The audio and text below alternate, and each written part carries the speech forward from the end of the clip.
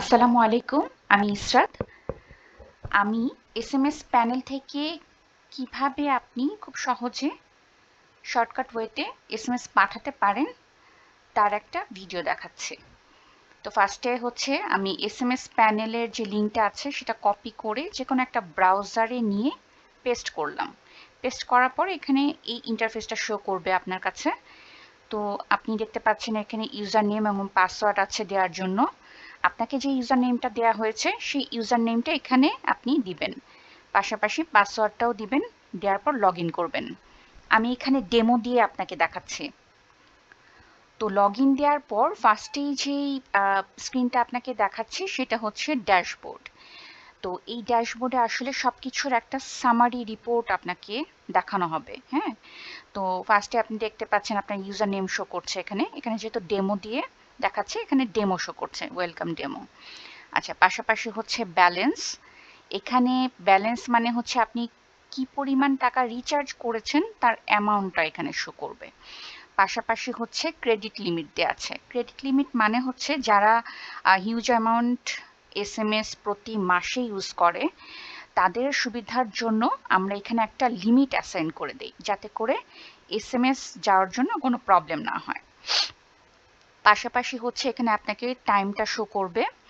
এখন আজকে হচ্ছে 15ই জুলাই, যে সময়টা এখন হচ্ছে 7টা 10, সেই সময়টা এখানে শো করবে। আমাদের সিস্টেম 24 আওয়ার্স ফরম্যাটটা সাপোর্ট করে, সেজন্য এখানে আপনার এখানে 7টার বদলে 19 শো করছে। আচ্ছা, তার নিচে আছে আপনার কন্ট্যাক্ট। আপনি এই এসএমএস প্যানেলে কতটা কন্ট্যাক্ট এই সপ্তাহে সেভ করেছেন ওটার একটা সামারি আপনাকে এখানে দেখাবে। যেহেতু এটা ডেমো, এখানে 0 শো করছে। এসএমএস এর ক্ষেত্রেও তাই। এই সপ্তাহে আপনি টোটাল কতটা এসএমএস করেছেন তার একটা সামারি এখানে সংখ্যা শো করবে। ক্যাম্পেইনের ক্ষেত্রেও সেম, কতগুলো ক্যাম্পেইন করেছেন তার সামারি এখানে শো করবে। পাশাপাশি এখানে একটা গ্রাফ শো করবে আপনাকে এখানে। আচ্ছা, এরপরে হচ্ছে আমি যাব সরাসরি কুইক এসএমএস এ। কুইক এসএমএস মানে হচ্ছে ধরেন আপনি একটা বড় একটা ক্যাম্পেইন করলেন, কিন্তু তার আগে কয়েকটা টেস্ট এসএমএস করবেন, দেখলেন যে এসএমএসটা ঠিক মতো যাচ্ছে কিনা, হ্যাঁ, বা ফরম্যাটটা ঠিক আছে কিনা। তো তখন এই কুইক এসএমএসটা আপনি ব্যবহার করতে পারেন।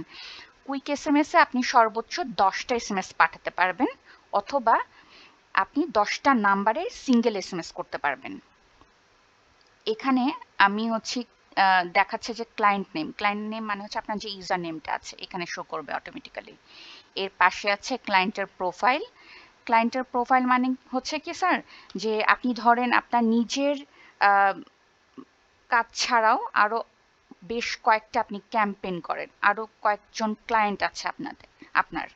তখন হবে কি, যাতে করে ঝামেলা না হয় সেক্ষেত্রে আমরা এখানে একটা প্রোফাইলের ব্যবস্থা করে দিই। ধরেন আপনি আপনার নিজস্ব কোম্পানির জন্য যে এসএমএসটা করছেন, এর পাশাপাশি আপনার আরো 2টা কনসার্ন আছে বা আরো 2টা প্রতিষ্ঠান আছে, সেগুলোর জন্য আমরা করি কি, আলাদা আলাদা প্রোফাইল করে দিই।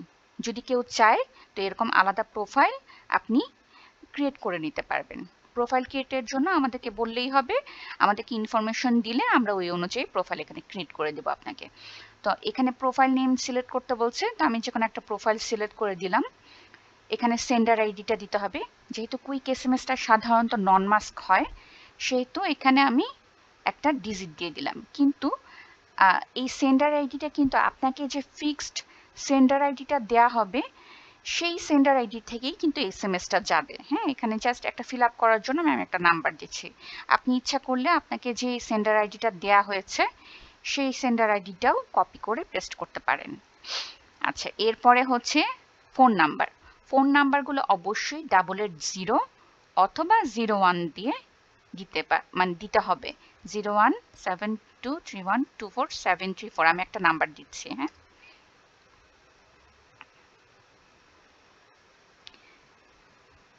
আমি যখন মাল্টিপল নাম্বার দিব অবশ্যই একটা নাম্বার দেওয়ার পর এন্টার দিয়ে পরের নাম্বারটা দিতে হবে। কখনোই পাশাপাশি দেওয়া যাবে না, কোনো কমা ব্যবহার করা যাবে না, কোনো স্ল্যাশ ব্যবহার করা যাবে না। শুধুমাত্রই নাম্বারটা দেওয়ার পর এন্টার দিবেন, তারপরে অন্য একটা নাম্বার দিবেন। আচ্ছা, এরপর হচ্ছে মেসেজ। এখন আপনি কি এসএমএস পাঠাতে চান সেটা আপনি এখানে দিয়ে দিবেন। আপনি এখানে বাংলা দিয়েও টেস্ট করতে পারেন। ব্যাস হয়ে গেল। এরপর সেন্ড বাটনে দিলে এটা অটোমেটিক চলে যাবে। এরপর আসছি মেইন যে বিষয়টা, সেটা হচ্ছে এসএমএস ক্যাম্পেইনে। এসএমএস ক্যাম্পেইনে আপনি ফার্স্টেই আমাদের ক্লায়েন্ট মূলত দুটো উপায়ে এসএমএস করে, একটা হচ্ছে জেনারিক, একটা ডাইনামিক। জেনারিক এসএমএস ক্যাম্পেইনটাই মূলত ম্যাক্সিমাম ইউজ হয়। তো আমি এখানে গেলাম, যার পর ফার্স্টেই দেখছি ক্যাম্পেইন নেম, মানে হচ্ছে আজকে যে আপনি ক্যাম্পেইনটা করছেন এটা একটা নাম দিবেন। ধরেন এবিসি দিলাম আমি, এবিসি ক্যাম্পেইন। দেওয়ার পর আমাকে ওই যে প্রোফাইল যেটা থেকে আমি এসএমএস পাঠাতে চাচ্ছি, যে কোনো একটা প্রোফাইল সিলেক্ট করে দিতে হবে। নিচে দেখতে পাচ্ছি সেন্ডার আইডি টাইপ, এখানে নান আছে, মাস্ক আছে। তো আপনি যদি এখন নন মাস্কিং এসএমএস ব্যবহার করেন তাহলে নানটা দিবেন, আর যদি মাস্কিং এসএমএস ব্যবহার করেন তাহলে মাস্কিং এসএমএসটা সিলেক্ট করবেন। আমাদের এই প্যানেলে মাস্কিং এসএমএসও করা যায়, নন মাস্ক এসএমএস করা যায়, মানে মানে দুই উপায়েই আপনি এসএমএসটা করতে পারবেন। আচ্ছা, আমি এখানে যেহেতু নান দিয়েছে, সেহেতু এখানে সেন্ডার আইডিটা আগের মতো করে আমাকে কোনো কিছু লিখতে হবে না। আমাদের সিস্টেম অটোমেটিক্যালি আপনাকে যে ফিক্সড সেন্ডার আইডিটা দেওয়া হয়েছে ওটা সিলেক্ট করে নেবে। এরপর হচ্ছে ক্যাম্পেইন ডিটেলস। ক্যাম্পেইন ডিটেলসে আপনি কিভাবে ক্যাম্পেইনটা নিতে চাচ্ছেন, ম্যানুয়ালি দিতে চাচ্ছেন নাকি ফ্রম ক্যাম্পেইন নাকি ফ্রম টেমপ্লেট। ফ্রম ক্যাম্পেইন মানে হচ্ছে আপনি যদি আগে কোনো ক্যাম্পেইন করে থাকেন, তাহলে ধরেন এবিসি না, এবিসি আমি দিলাম। এখন এবিসি ক্যাম্পেইন যদি আমি কখনো আগে করে থাকি, তাহলে এই এবিসিটা লেখার সাথে সাথে ওই ক্যাম্পেইনের ডিটেলসটা আমার এখানে চলে আসবে। যেহেতু এটা ডেমো, সেহেতু এখানে ডিটেলসটা আসবে না, এটা টেস্টিং এর জন্য ব্যবহার করা হয়, তো এজন্য। আর যদি টেমপ্লেট থেকে নেন, সেক্ষেত্রে হবে কি স্যার, এখানে আপনি ক্যাম্পেইনের নাম দিলেন এবিসি, কন্ট্যাক্ট নাম্বারটা আপনি ফাইল থেকে নিতে পারেন। আর টেমপ্লেটটা হচ্ছে ধরেন আগে যে ক্যাম্পেইন করেছেন এবিসি নামে, সেখানে যে কন্টেন্টটা ছিল আমাদের সিস্টেম ওই কন্টেন্টটা অটোমেটিক্যালি চুজ করে নেবে এই ক্যাম্পেইনের নাম দেওয়ার সাথে সাথে। যেহেতু এটা ডেমো, সেহেতু এখানে এগুলো কিছুই শো করবে না। তো আমি ম্যানুয়াল ইনপুটই দিচ্ছি, ম্যানুয়াল ইনপুট দিলাম। এরপর হচ্ছে কন্ট্যাক্ট সোর্স। কন্ট্যাক্ট সোর্স মানে হচ্ছে আপনি যেই কাস্টমার বা যাদেরকে এসএমএসটা পাঠাতে চাচ্ছেন তার নাম্বারগুলো আপনি কিভাবে দিবেন, কপি পেস্ট করে দিবেন নাকি ফাইল থেকে দিবেন। যদি ফাইল থেকে দিতে চান তাহলে ফাইলটা চুজ করবেন, প্রথমটা সিলেক্ট করবেন। এখন এই ফাইলটা যে দিচ্ছেন, এই ফাইলের ফরম্যাটটা কেমন হবে সেটা দেখার জন্য এই যে একটা অপশন দিয়েছে ডাউনলোড টেম্পলেট, এখানে যদি আমি ক্লিক করি অটোমেটিক্যালি এখানে ডাউনলোড হয়ে যাবে।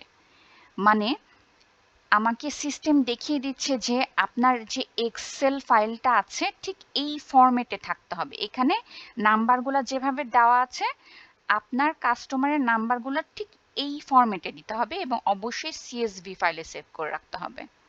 ঠিক আছে, তো আমি এটা দেখিয়ে দিলাম। এখন ধরেন আমি ফ্রম ফাইল যেহেতু দিয়েছি, আমি এখন চুজ করতে হবে সেই ফাইলটাকে, সিলেক্ট করে দিতে হবে। তো সিলেক্ট করার জন্য আপনি পিসিতে ধরেন কোনো এক জায়গায় আপনি সেভ করেছেন, সেইখান থেকে আপনি ফাইলটা ওপেন করে নেবেন। ওপেন করার পর সিস্টেম এখানে অটোমেটিক্যালি দেখাবে যে ওখানে কয়টা কন্ট্যাক্ট নাম্বার আছে। যেহেতু আমার ওই এক্সেলের মধ্যে 9টা কন্ট্যাক্টের নাম্বার ছিল, এখানে 9 শো করছে। ঠিক আছে, এরপর হচ্ছে ল্যাঙ্গুয়েজ মানে হচ্ছে আপনি বাংলাতে করবেন না ইংলিশে করবেন। যদি ইংলিশে করেন তাহলে ইংলিশে আপনি লিখবেন। তবে এখানে একটা বিষয় খেয়াল করতে হবে, আপনার কন্টেন্ট বা লেখার মধ্যে যদি কোনো স্পেশাল ক্যারেক্টার যেমন স্টার, হ্যাশ, হাইফেন এইগুলো জাতীয় যদি কোনো ক্যারেক্টার থাকে, তাহলে কিন্তু সিস্টেম সেটা ইউনিকোড এসএমএস কাউন্ট করবে। হ্যাঁ, তখন কিন্তু আবার নাম্বারের হিসেবটা আলাদা হয়ে যাবে। যেমন ইংলিশের জন্য হচ্ছে 160 ক্যারেক্টারে হচ্ছে একটা এসএমএস কাউন্ট করে, কিন্তু বাংলার জন্য কিন্তু 70 ক্যারেক্টার। তো এখন আপনার এসএমএস কন্টেন্টের মধ্যে যদি কোনো স্পেশাল ক্যারেক্টার বা ইউনিকোড যেগুলো আছে সেগুলো যদি থেকে থাকে, তাহলে সিস্টেম কিন্তু সেটা ইউনিকোড অটোমেটিক্যালি সিলেক্ট করবে। তখন এসএমএস এর যে লেন্থটা তখন 160-এর বদলে 70 ক্যারেক্টারে একটা এসএমএস কাউন্ট করবে। যেমন আমি আপনাকে দেখাই,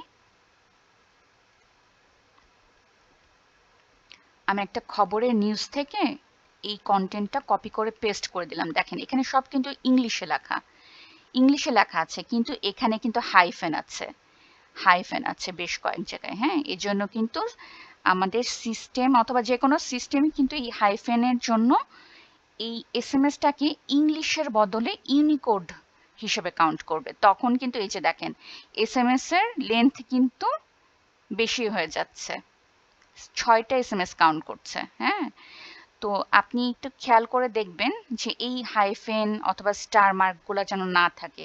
বা আপনি যখন এখানে এসএমএসটা পেস্ট করবেন, পেস্ট করার পর এখানে কি শো করছে এটা একটু চেক করে নেবেন। যদি ইউনিকোড শো করে তাহলে কিন্তু এই যে দেখেন এখানে 6টা এসএমএস কাউন্ট করছে এবং কয়টা ক্যারেক্টার আছে সব ডিটেল সহ কিন্তু আপনাকে দেখায় দিবে। তাই এসএমএস পাঠানোর আগে অবশ্যই এটা দেখে নেবেন। আমি যদি এখন হাইফেনটা বাদ দিয়ে দিই তাহলেও কিন্তু এখান থেকে যাচ্ছে না ইউনিকোড।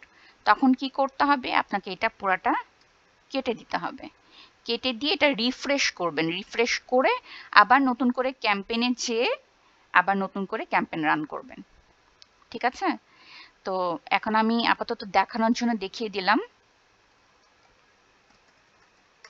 দেখেন আমি যদি এখানে নরমালও ইংলিশ হিসেবে দিই তারপরেও কিন্তু এখানে সিস্টেম ইউনিকোড দেখাচ্ছে। ওই যে আগে যেটা পেস্ট করেছিলাম ওটা সিস্টেম নিয়ে নিয়েছে। হ্যাঁ, তো আপনি যদি এরকম ইউনিকোড সিলেক্ট করে সেক্ষেত্রে আপনি একবার রিফ্রেশ দিয়ে নেবেন, রিফ্রেশ দিয়ে আবার নতুন করে ক্যাম্পেইনটা শুরু থেকে করবেন।